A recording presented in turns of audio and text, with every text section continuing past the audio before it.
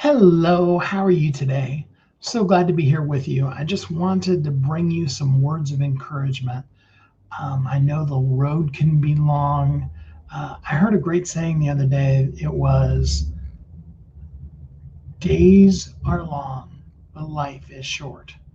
And I just want to be here today to encourage you that there is so much more.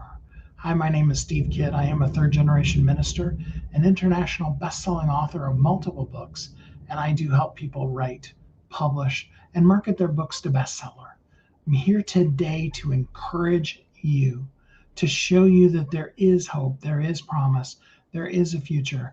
No matter how dark the darkest of caves, the darkest of nights may be, joy can well up. Joy being simply the ability to believe in that darkness that there is the possibility even of light. The perfect example of this, and I've shared it so many times on the radio show and here on Facebook Lives, is the character Puddleglum in C.S. Lewis's book, The Silver Chair. It's book 4 of the Chronicles of Narnia trilogy, assuming that you're reading them in the non-chronological order. That's a whole different story. Someday we'll just have a whole Chronicles of Narnia discussion about all the different ways you can read it. But in book 4, we are introduced to the most negative creature on the planet, possibly in all of the multiple verses that are all the different dimensions in C.S. Lewis's Chronicles of Narnia series. Puddleglum. He is the forever pessimist. You know, you've heard of people being the forever optimist. Well, he is the forever pessimist. Puddleglum can find the bad in any situation. When the sun comes up, it's too warm. And when the rain falls, it's getting him wet. You know, it's just, there's never anything good that's happening that it isn't the potential of going to be bad very soon. You have to understand how deeply negative and not a faith-filled, if you will, person that Puddleglum is in order for this piece of the story to make sense for you. Now, I'm not going to go into the whole thing, but the characters, the two main heroes, are on a rescue mission, and their quote-unquote guide is Puddleglum, sort of. That's a whole nother piece of the story. But they found themselves in an underworld where it is dark all the time. There is no sky. There is no, they're underground, literally. And they become captors of the the evil witch in this particular story, and she is convincing them that there is no such thing as the sky or the sun or Aslan himself, that they dreamt them up, that they were just stories that we as children told ourselves. And that's where this particular scene, that's kind of, without spoiling the whole book for you, it's an amazing book. I so wish that when they redid the Chronicles of Narnia series here, gosh, I guess that's been probably 10, 15 years ago now, but when they were doing it, they got all the way to Voyage of the Dawn Treader. I wish they would have gone on to book 4 because it's such an amazing story. And so, like you said, without spoiling the whole story for you, that's where we find ourselves. And the children have become convinced that, yes, that is true. And so we should give up. We've all been there, right? To that point where it's just time to give up. It just isn't worth it. Life isn't worth the struggle anymore. I know we've all been there, especially over the course of this last year. There's been a lot, just a lot. I mean, so much. And it just feels like it keeps hitting you. There's the old phrase, gave a person so many rights they were begging for a left, right? I mean, we just kind of feel punch drunk at this point. Um, and they were in that similar type of a place and just ready to give up. And good old Puddleglum, absolutely negative person that he is, says the most amazing thing to the witch. He says, perhaps you're right. In fact, I'm sure you are, that there is no such thing as the sun or the stars or even Aslan himself. And that all there really truly is this fire pit here in the middle of this room and the reflection of the fire's light on the ceiling that made us create and invent the concept of the stars and the moon, and again, even Aslan himself. But here's the thing, even if you're right, and even if what I believe to be true is only something I dreamt up, well, I, for one, will spend the rest of my life searching for Overland, searching for the place where there is the sun and the stars and Aslan.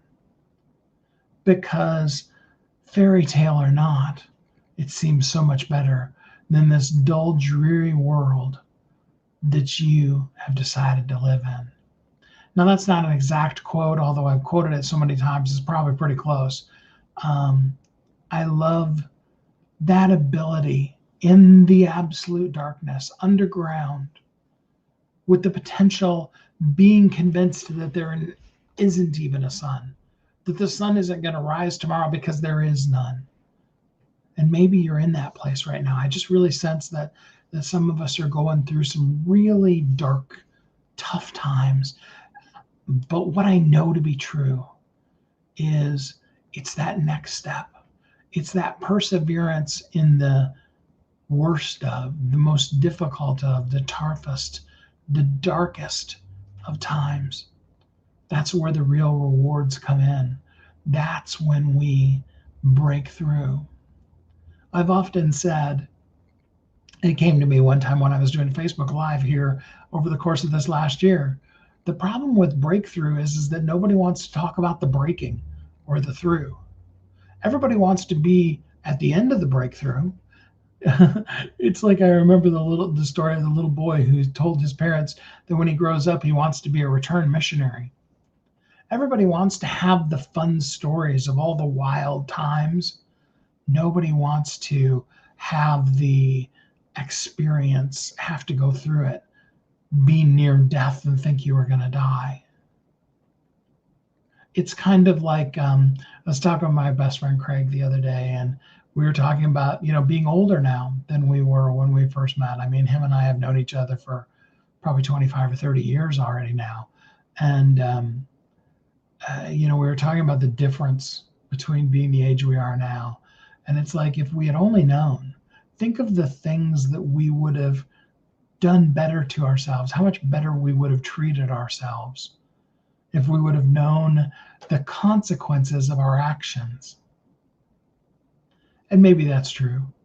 With age comes wisdom, and all of the hard knocks and the pains and the ows and the back strains and all that all the stuff we put ourselves through has also inherited us, right?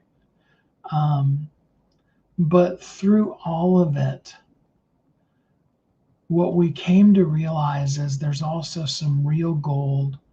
There's some real gems in there in some of the worst of the circumstances. Some of those led to some of our children. And though there may be regrets around exes and things like that, and even sometimes we're, as parents, we wish for more, for different, for something else for our kids, not because we judge them, but just because we love them and we want the best for them. And,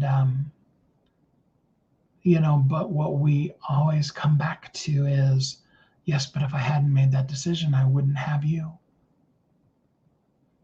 And I realized today as I was, Sunday morning, it's supposed to get warm, but it's still kind of a little cool here. I hate to ever talk about it because cool here is is so much warmer than all of the rest of you are dealing with. Poor Houston. I mean, oh my gosh, without power and all of that for so many days now. And I hope and pray that it's getting better for you. But we're spoiled. I took Mocha out the other morning. It was like 50 degrees outside, so not really that cold. She came back in and she curled up next to the heat because she's a California dog.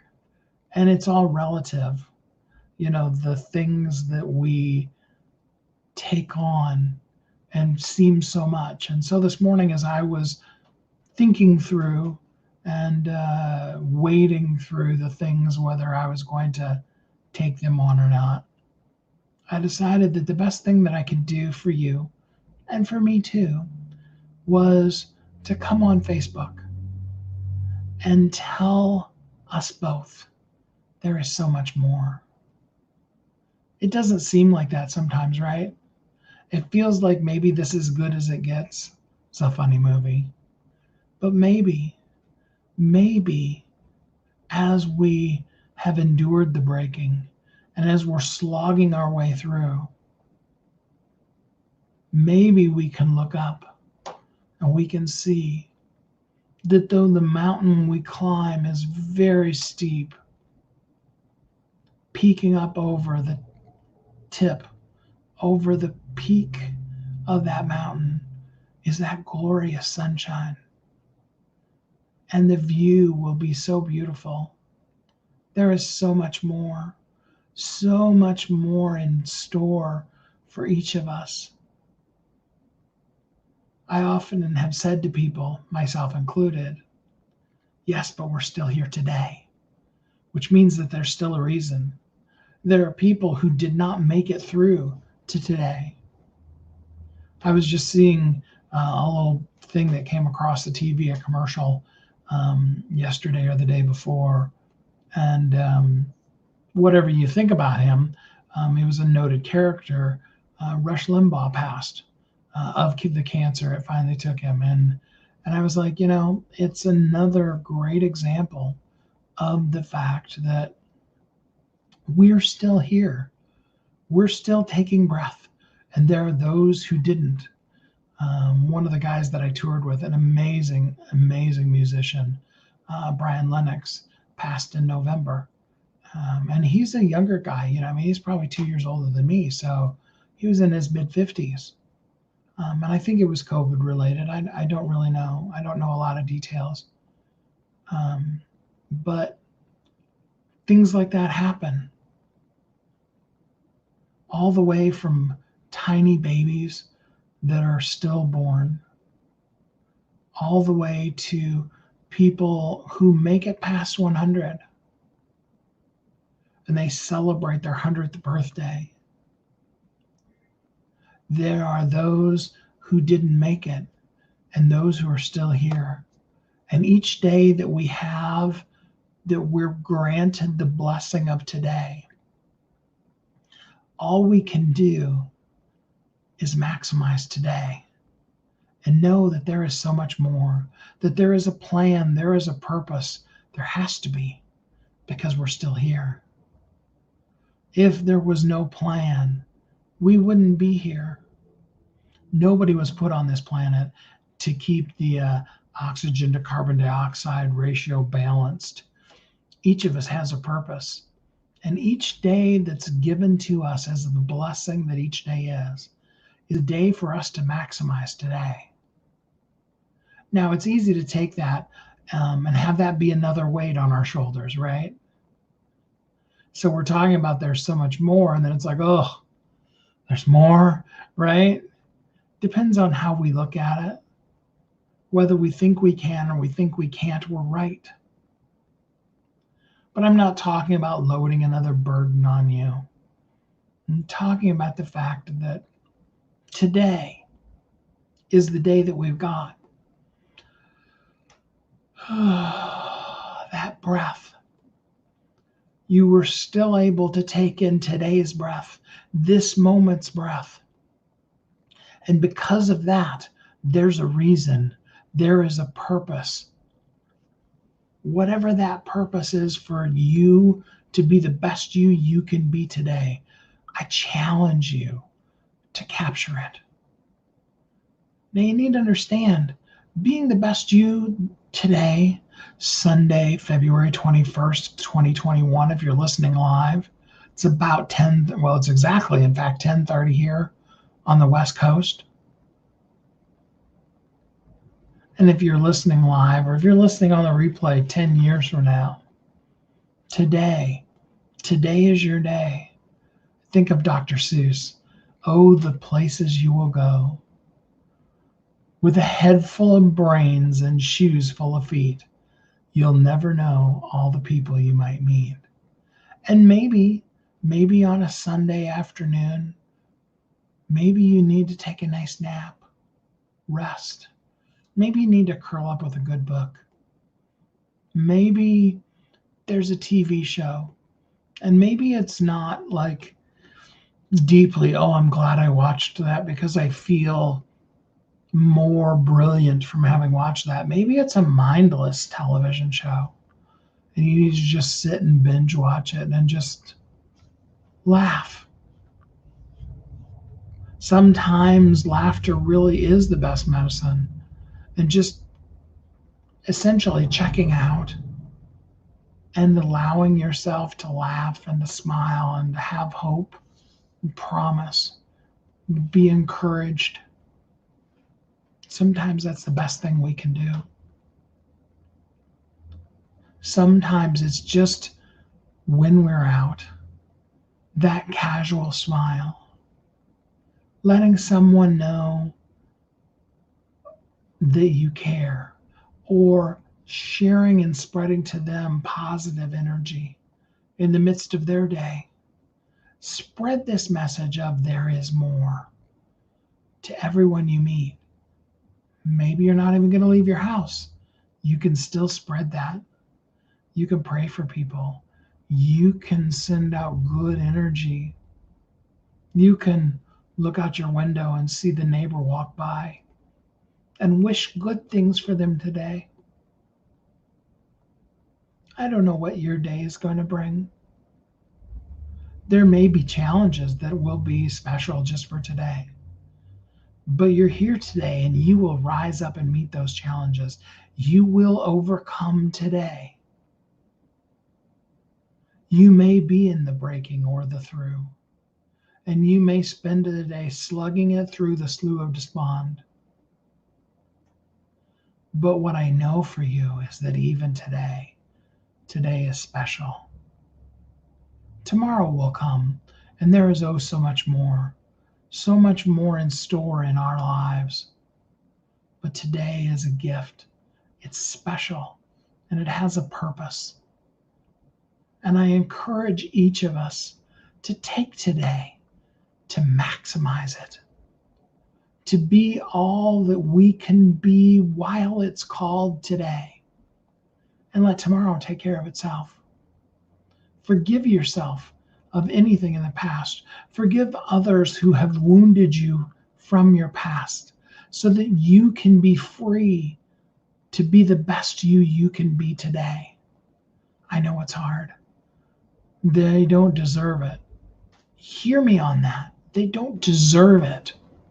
You're not doing it for them. You're doing it for you so that you can be all that you can be today.